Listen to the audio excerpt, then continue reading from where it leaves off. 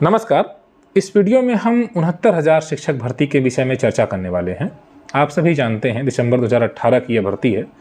इसमें बड़ी संख्या में अभ्यर्थियों का चयन हुआ। वर्तमान में सहायक अध्यापक के रूप में ये उत्तर प्रदेश में कार्य कर रहे हैं, परंतु आरक्षण से संबंधित एक याचिका हाईकोर्ट की सिंगल बेंच से डिवीजन बेंच होते हुए अब माननीय सुप्रीम कोर्ट में पहुंच गई है। हालांकि इसमें पिछले कई महीनों से सुनवाई ही नहीं हो सकी है, लेकिन इसका मतलब यह नहीं है कि आने वाले समय में सुनवाई होगी ही नहीं या फिर न्याय मिलेगा ही नहीं। भारत की न्याय प्रणाली ऐसी है कि इसमें न्याय मिलने में देरी हो जाता है, लेकिन न्याय मिलता है। समय आप देख रहे हैं 29,334 जो शिक्षकों की भर्ती हुई है, इसमें 10 साल से भी अधिक समय लग गया न्याय मिलने में, लेकिन अंतिम रूप से अभ्यर्थियों को पिटिशनर रिलीफ मिला, यानी कि जिसने कोर्ट के दरवाजे में शरण ली उसे नौकरी मिल गई। अब प्रश्न यह है कि क्या उत्तर प्रदेश में जो भर्ती हुई है इसमें भी पिटिशनर को रिलीफ यानी कि याची लाभ मिलेगा? तो सबसे पहले आप यह समझ लें कि आरक्षण से संबंधित जो याचिका हाई कोर्ट और सिंगल बेंच से होते हुए डिवीजन बेंच में गई, उसमें पूरी लिस्ट को रिविजिट करने के आदेश हुए हैं। अब आप बहुत से लोग ये कहते हैं कि इसमें अब कुछ नहीं होगा। जब न्यायालय इन मामलों में सुनवाई नहीं करता है तो ऐसा सबको लगता है कि अब कुछ नहीं होगा, लेकिन जब न्यायालय सुनवाई करना शुरू कर देता है तब सबको समझ में आ जाता है कि निश्चित ही कुछ न कुछ होगा। इसलिए आप इसे देखकर, वो वर्तमान स्थिति को देखकर यह मत सोचिए कि कुछ नहीं होगा, क्योंकि 10 साल बाद जब 29,000 शिक्षकों की भर्ती मामले में अभ्यर्थियों को न्याय मिला तो क्या उन्होंने उन 10 सालों में ये नहीं सोचा कि अब कुछ नहीं होगा? निश्चित ही सोचा होगा। जो सिचुएशन आज उत्तर प्रदेश में 69,000 में आरक्षण संबंधित याचिकाकर्ताओं की है, वही स्थिति 29,000 में जो आज के डेट में जो चयनित होने जा रहे हैं, जो नौकरी पाने जा रहे हैं, उनकी भी रही होगी। परंतु आज जब माननीय सुप्रीम कोर्ट ने फैसला कर दिया है तो निश्चित ही उन्हें अब नौकरी मिलेगी।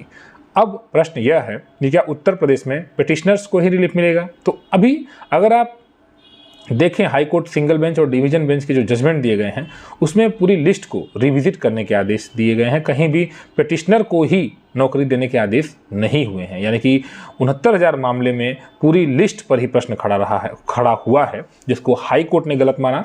सिंगल बेंच और डबल बेंच दोनों ने ही यह निर्देश दिया कि आप लिस्ट को फिर से बनाइए। माननीय सुप्रीम कोर्ट अब इस मामले में क्या सिर्फ पिटिशनर के लिए, यानी कि जितने लोग पिटिशन के माध्यम से कोर्ट में गए हैं उन्हें ही नौकरी देगा? ऐसा संभव नहीं लगता है, क्योंकि इन मामलों में सिर्फ पिटिशनर को रिलीफ नहीं दिया जा सकता। जब यह हाईकोर्ट और ने पहले ही तय कर दिया और डिवीजन बेंच ने भी तय कर दिया कि इसमें लिस्ट बनने में कोई समस्या है, कोई समस्या हुई है, जिसको सरकार ने भी माना था, तो अब सरकार जब नए प्रस्ताव के साथ जाएगी, जैसा कि आपने देखा कि सरकार एक नया प्रपोजल तैयार कर रही है कि अगर किसी की नौकरी भी न जाए और जितने लोगों को नौकरी नहीं मिल सके उन्हें भी शामिल कर लिया जाए, तो ऐसे लोगों के लिए जो नया प्रपोजल तैयार होगा वो आने वाले समय में कोर्ट के निर्णय के बाद आपको सामने देखने को मिलेगा।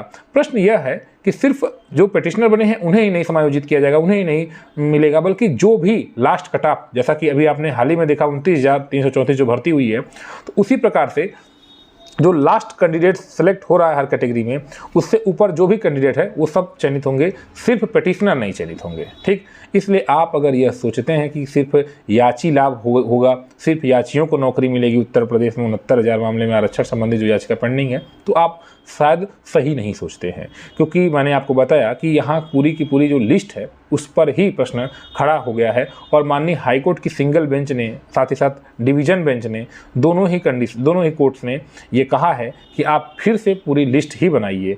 तो इसलिए सिर्फ याची लाभ होगा, सिर्फ याचियों को उत्तर प्रदेश में नौकरी मिलेगी, यह संभव नहीं लगता है। अगर आप आरक्षण से संबंधित याचिका करता हैं तो आपको इंतजार करना पड़ेगा। यह भारत की न्यायिक प्रणाली है, न्यायिक व्यवस्था ऐसी ही है जिसमें न्याय मिलने में देरी हो जाती है। और आपने देखा कि इसके पहले जब आरक्षण से संबंधित, जो कटाव से संबंधित याचिका चल रही थी, तब भी लगातार कभी कभी सुनवाई जब नहीं होती थी तो वो लगातार 2 महीने 3 महीने तक सुनवाई नहीं हो पा रही थी। हालांकि उसमें सरकार ने या प्रयास किया, अभ्यर्थियों ने मिलजुल कर प्रयास किया, तब जाकर जो है उसमें आपने देखा कि न्याय मिला।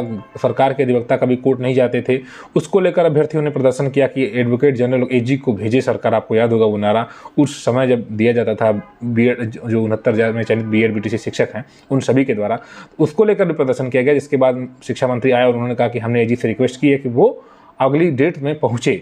तो ये हर चीज़ के लिए कहीं ना कहीं प्रयास किया गया, लड़ाई लड़ी गई और उसके बाद अंतिम रूप से न्याय हुआ है, जो कि एक देरी तो हुई है। उसी प्रकार से आरक्षण से संबंधित जो भी पिटिशनर हैं, जिन्हें यह जिनके हक में फैसला दिया गया हाई कोर्ट की सिंगल बेंच और डिवीजन बेंच में, उन्हें यह सोच कर चलना होगा कि आपके लिए कोर्ट्स डिसाइड करेगी, जजमेंट देगी, लेकिन इसमें समय लग सकता है। आपको प्रयास अपना 100% हर बार करना होगा, निश्चित ही आपको नौकरी मिलेगी। यही प्रयास आपको बार बार इस चैनल के द्वारा भी यही सलाह दिया जाता है कि आप हिम्मत मत हारिए, निश्चित ही आपको न्याय मिलेगा। और सिर्फ पिटिशनर को नहीं, जिसका अहित हुआ है उन सभी को न्याय जरूर मिलेगा। 69,000 शिक्षक भर्ती संबंधी जो लीगल इन्फॉर्मेशन है वो इस चैनल के द्वारा आपको दी जाती रहेगी। धन्यवाद।